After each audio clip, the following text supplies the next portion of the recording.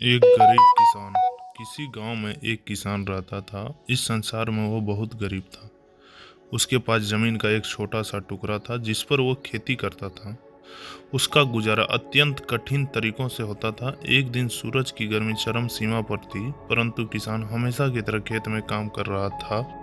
पसीने से लथपथ किसान बुनाई के लिए खेत जोत रहा था। इसी बीच खेत में खुदाई करते समय जमीन में एक बड़ा सा लकड़ी का बक्सा मिला।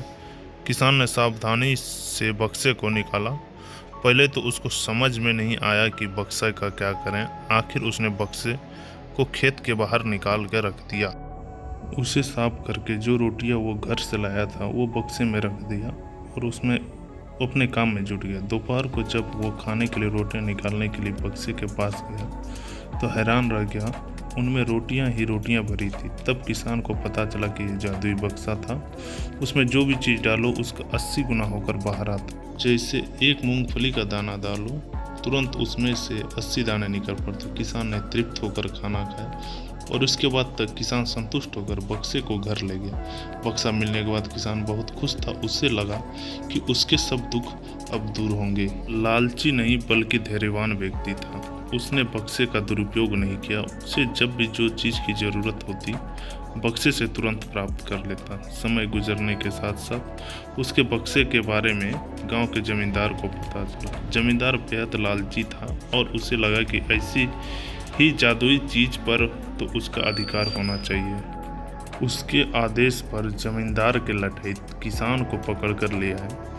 उसने किसान को धमका कर कहा, बक्सा जिस भूमि से मिला है वो मेरी जमींदारी में आती है, इसलिए बता उस बक्से पर किसका अधिकार बनता है। किसान बोला, यह ठीक है हुजूर कि यह भूमि आपकी जमींदारी में आती है, पर बक्सा जिस खेत से निकला है उस पर मैं खेती करता हूँ, अतः इस बक्से पर मेरा अधिकार बनता है। किसान गिड़गिड़ाया, लेकिन जमींदार ने बहुत धमकाया। बक्सा पाकर जमींदार बहुत खुश हुआ, मगर किसान का रो रो कर बुरा हाल था। जमींदार की अब चांदी हो गई। वह जो चाहता बक्से में डालता और उसे कई गुना पाकर खुश हो जाता। कुछ लोगों ने जादुई बक्से की खबर मंत्री जी के पास पहुंचा दी। पहले तो उसे विश्वास नहीं हुआ, फिर उसने अपने विश्वस्त सेवक को बक्से की सच्चाई परखने के लिए भेजा। वहां जो उसने बक्से का जादू देखा तो वह मंत्री के पास जाकर सारी सच्चाई बता दी। मंत्री ने जमींदार को बुलाया, फिर उसे डराते हुए कहा, हमें पता चला है कि तुम्हारे पास एक जादुई बक्सा है, उसे तुरंत हमारे हवाले कर दो। इसी जादुई बक्से को हाथ से निकलता हुआ देखकर जमींदार की हालत खराब होने लगी।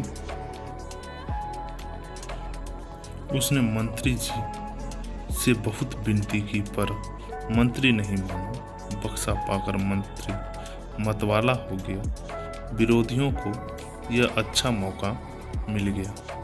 उन्होंने बक्से के साथ साथ मंत्री के निकम्मेपन की खबर भी राजा तक पहुंचा दी। बक्से के बात सुनकर राजा अधीर हो उठा और अपने सेनापति के साथ मंत्री के घर जा पहुंचा।